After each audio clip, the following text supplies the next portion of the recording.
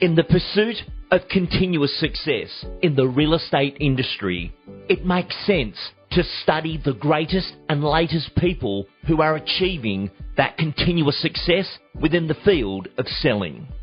Selling is a transference of feelings. Everything we do leads to that sale. You are selling your ability to do the job. You are selling your skills on marketing, the reason why you're worth that value, and how you can improve the life of the customers and clients that you serve.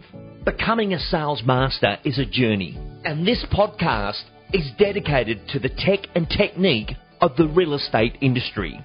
Brought to you by Realtor, we'll be sharing each week great short, sharp stories that are actions and wins from the highest performing agents we've ever seen succeed in our industry.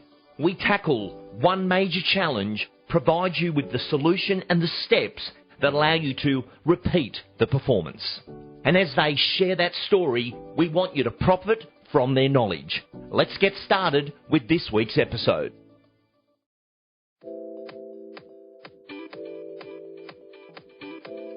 Hello and welcome to our podcast number 100 of the program We Are Selling. And an absolute huge thank you to everyone who has appeared and contributed to this amazing program. Now, for those of you who were a passionate listener of the Real Estate Hot Topics program that went for 20 years, my first co-host, who hosted the first 5 years of the program, was Mr. John McGrath. He joins us today for this very special 100th episode of the podcast We Are Selling. John, welcome aboard. G'day, Lee. We must have started when we were very young because 20 years on, that's amazing. 2 decades. 2 decades of hitting the airwaves and helping people through audio. And audio is still one of the most intimate forms of coaching. And, John, you've seen it all, longer than the 20 years. What would be your number one coaching tip from your observation of helping thousands of agents of what you feel has had the best shift and impact on real estate careers? The one that sticks with me the most came through Dr. Fred Gross, who I'm sure a lot of the listeners have heard of or perhaps even coached with. He talked to me about a concept of mooring lines, and the concept was everyone has greatness within. Your potential is unlimited, so what stops most people reaching it? And it was mooring lines. Now, mooring lines was a metaphor for the stories that you tell yourself, the ideas that you hold, and in some instances even the excuses you make, that are holding you back from greatness. Everyone's got a story about themselves. You know, here I am, I grew up on the right side of the tracks, the wrong side of the tracks, I'm a morning person, I'm not a morning person, I'm good at ideas, I'm not creative, and everyone creates this story. And, of course, they also have a story about the world. You know, the world is a place of abundance, the world is a cruel place, it's unfair, I can't get ahead if I'm in this particular demographic.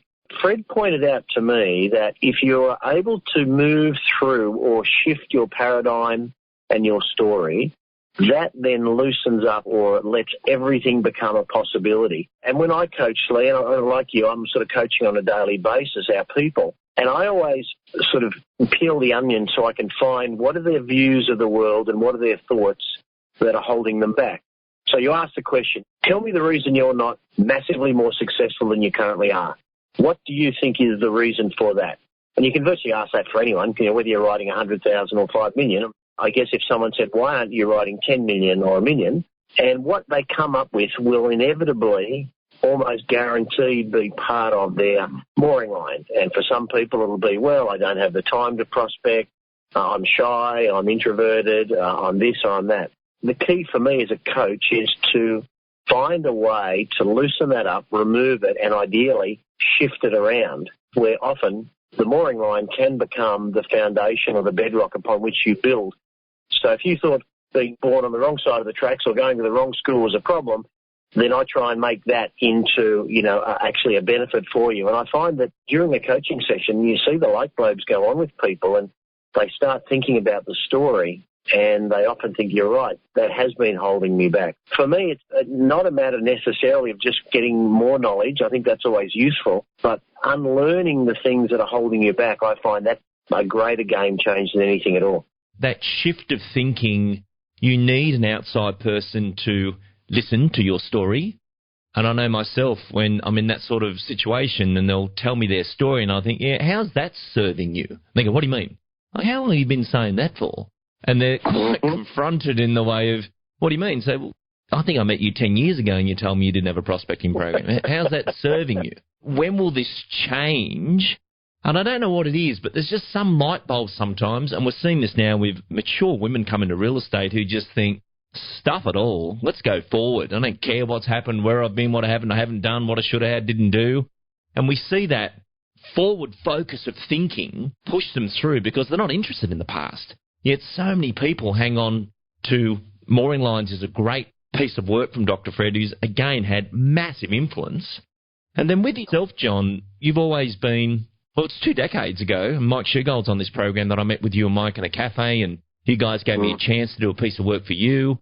And those chances you don't forget. And then there's a collaboration, and here we are 20 years later doing the biggest audio lineup ever to be put together in the country. It's amazing how there's a stickability to good people who help, and I think other people have got to help other people. Our industry lacks collaboration.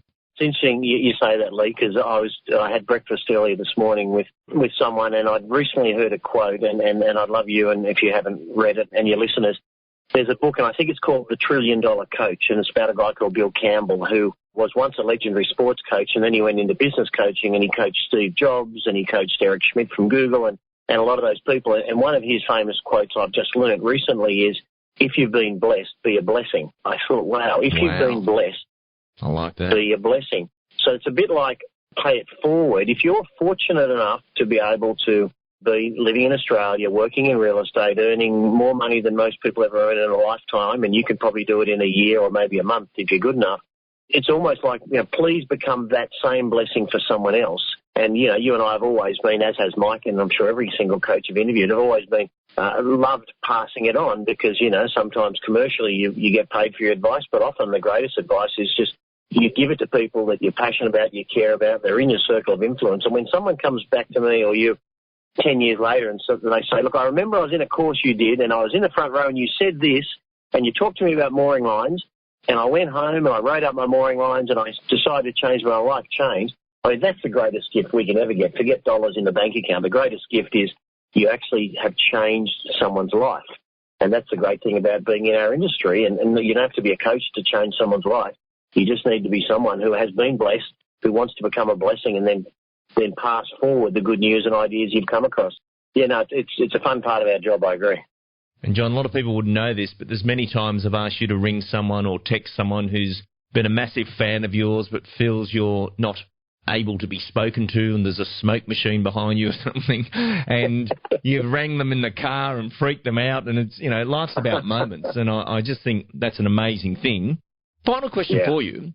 I was 27 driving around with you when I first took on that first gig. I'd come in and I took over the sales management role for a period of time while you were replacing someone. And you and I were driving around the car. We had to go around and see a few officers.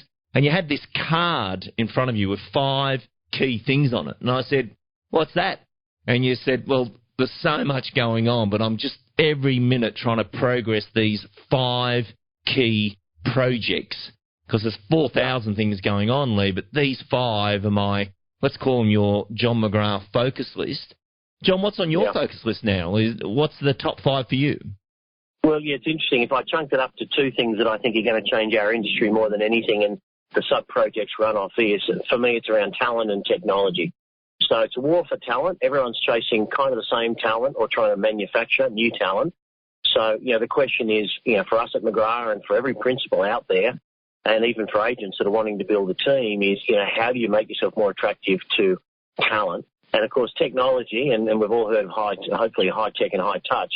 You can't just have the talent without technology, and I don't think you can have the technology without the talents. Really, they're the 2 big buckets for us at the moment is how do we produce technology that makes buying, selling real estate, both for agents and for customers, easier. And I know you've been huge on technology for a long time now. How do we meet, help grow, and bring across the best talent? So my current projects are all sitting in those 2 buckets, so that's what I'm focused on every single day. Absolutely fantastic. And interesting enough, in the rest of this show, we've got a strong theme around tech and technique as we come this full circle of the marketplace that we're all in at the moment, which has been fascinating. You know, where is your salesmanship to have those critical conversations right now? And how deep will you go with your central locking selling and get into the house? Has become like Hot Topic Series 1. It's just been wonderful. You're right, Lee, and there was another quote recently I heard which said, in the age of information, ignorance is a choice. And you think about it now, if you started real estate today and you did nothing more and had no other exposure than listening to this coaching tips, or then you went to ARIC and listened to 22 great speakers, and then you went and did one of your courses, more information than most people 20 years ago had in their entire life. And then you go to YouTube and then you go to podcasts and 90% of the stuff is free. Some of it you got to pay for, but it's worth it. So there's no excuse anymore. So one is there's no excuse for not being great because the availability and access to information and coaches is there. But the second thing is the competition is heating up more than ever. If you're good or even great, there is a responsibility and a pressure on you to keep growing yourself, because I've got to tell you, someone else is going to be nipping at your heels. But I wouldn't feel stressed or overwhelmed. I'd feel excited by that, because no one else in real estate ever in the world has had the opportunity that we all have today. So don't lose it. You know, get out there and listen to these things and take advantage of them and put them into practice. John McGrath, thank you for joining us. Pleasure. Thanks, Lee. Good to be with you again.